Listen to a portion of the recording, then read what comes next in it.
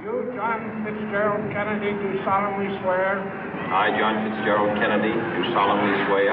That you will faithfully execute the office of President of the United States. That I will faithfully execute the office of President of the United States. And will, to the best of your ability. And will, to the best of my ability. Preserve, protect, and defend the Constitution of the United States. Preserve, protect, and defend the Constitution of the United States. So help you God. So help me God.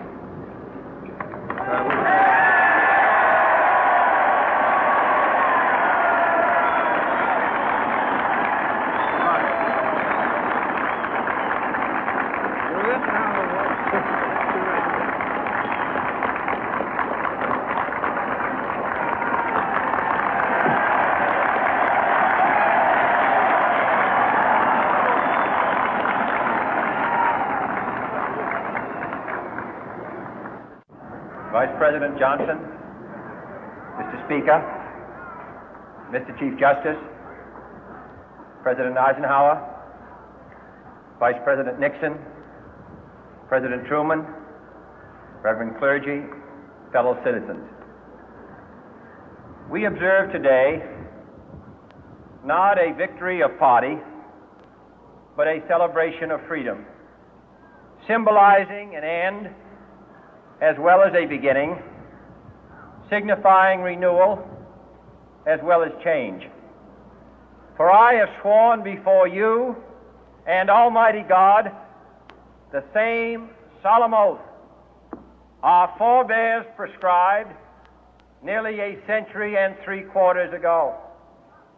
The world is very different now, for man holds in his mortal hands the power to abolish all forms of human poverty and all forms of human life. And yet the same revolutionary beliefs for which our forebears fought are still at issue around the globe. The belief that the rights of man come not from the generosity of the state, but from the hand of God. We dare not forget today that we are the heirs of that first revolution. Let the word go forth from this time and place to friend and foe alike that the torch has been passed to a new generation of Americans born in this century, tempered by war, disciplined by a hard and bitter peace, proud of our ancient heritage, and unwilling to witness or permit the slow undoing of those human rights to which this nation has always been committed and to which we are committed today at home and around the world.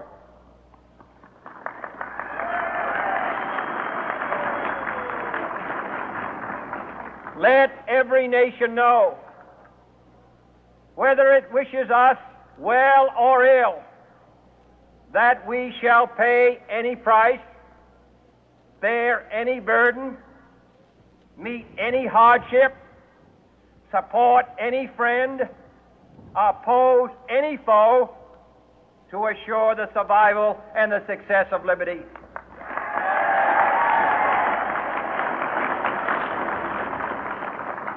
This much we pledge and more. To those old allies whose cultural and spiritual origins we share, we pledge the loyalty of faithful friends. United, there is little we cannot do in a host of cooperative ventures. Divided, there is little we can do, for we dare not meet a powerful challenge at odds and split asunder. To those new states whom we welcome to the ranks of the free, we pledge our word that one form of colonial control shall not have passed away, merely to be replaced by a far more iron tyranny. We shall not always expect to find them supporting our view, but we shall always hope to find them strongly supporting their own freedom, and to remember that in the past, those who foolishly sought power by riding the back of the tiger ended up inside.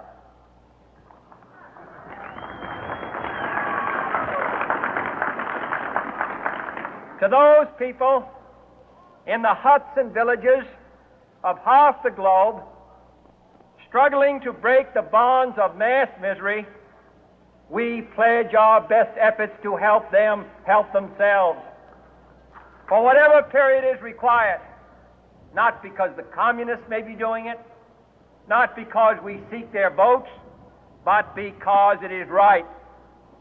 If a free society cannot help the many who are poor, it cannot save the few who are rich.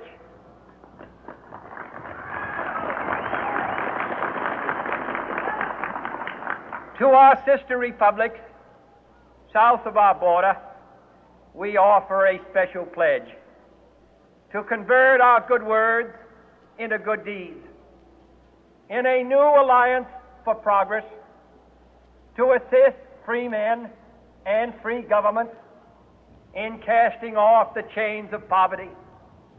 But this peaceful revolution of hope cannot become the prey of hostile powers. Let all our neighbors know that we shall join with them to oppose aggression or subversion anywhere in the Americas.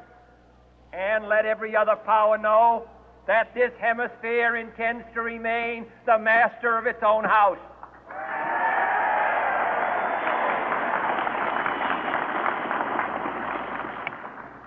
To that World Assembly of Sovereign States, the United Nations, our last best hope, in an age where the instruments of war have far outpaced the instruments of peace, we renew our pledge of support to prevent it from becoming merely a forum for invective, to strengthen its shield of the new and the weak, and to enlarge the area in which its writ may run.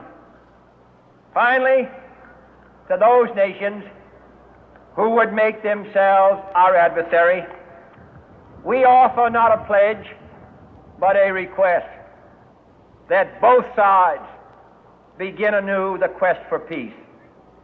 Before the dark powers of destruction, unleashed by science, engulf all humanity in planned or accidental self-destruction, we dare not tempt them with weakness, for only when our arms are sufficient beyond doubt can we be certain beyond doubt that they will never be employed. But neither can two great and powerful groups of nations take comfort from our present course, both sides overburdened by the cost of modern weapons, both rightly alarmed by the steady spread of the deadly atom, yet both racing to alter that uncertain balance of terror that stays the hand of mankind's final war. So let us begin anew, remembering on both sides that civility is not a sign of weakness, and sincerity is always subject to proof. Let us never negotiate out of fear, but let us never fear to negotiate.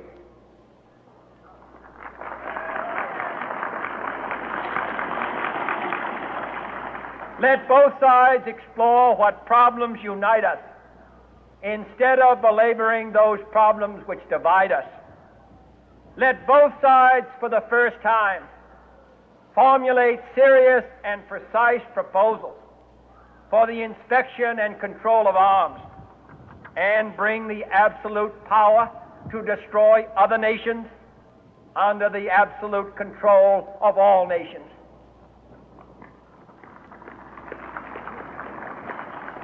Let both sides seek to invoke the wonders of science instead of its terrors. Together, let us explore the stars, conquer the deserts, eradicate disease, tap the ocean depth, and encourage the arts and commerce. Let both sides unite to heed in all corners of the earth the command of Isaiah to undo the heavy burden and let the oppressed go free.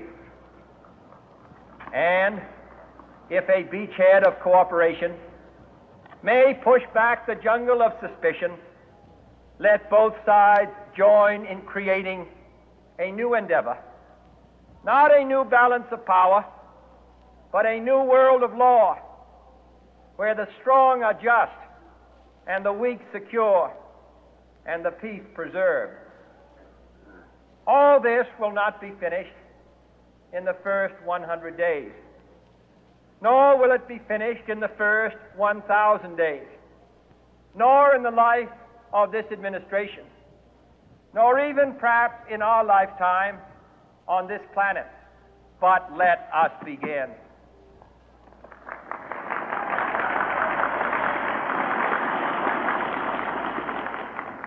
In your hands, my fellow citizens, more than mine, will rest the final success or failure of our course. Since this country was founded, each generation of Americans has been summoned to give testimony to its national loyalty. The graves of young Americans who answered the call to service surround the globe.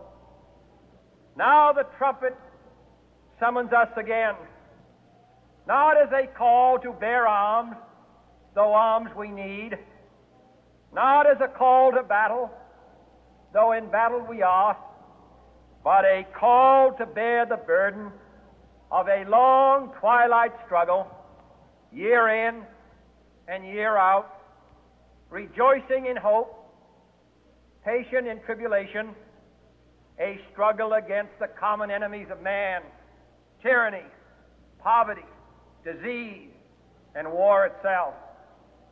Can we forge against these enemies a grand and global alliance, north and south, east and west, that can assure a more fruitful life for all mankind? Will you join in that historic effort?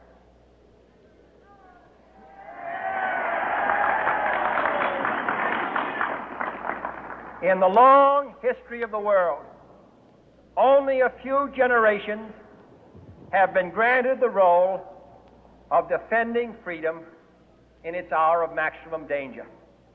I do not shrink from this responsibility. I welcome it.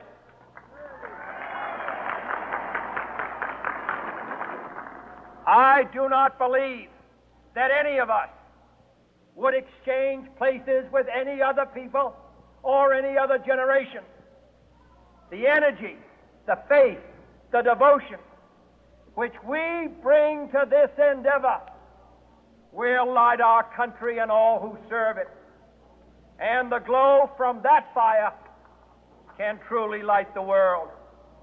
And so, my fellow Americans, ask not what your country can do for you, ask what you can do for your country.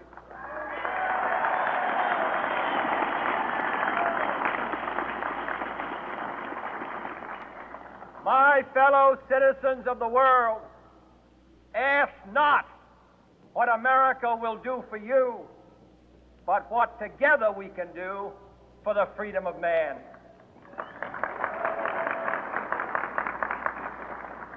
Finally, whether you are citizens of America or citizens of the world, ask of us here the same high standards of strength and sacrifice which we ask of you.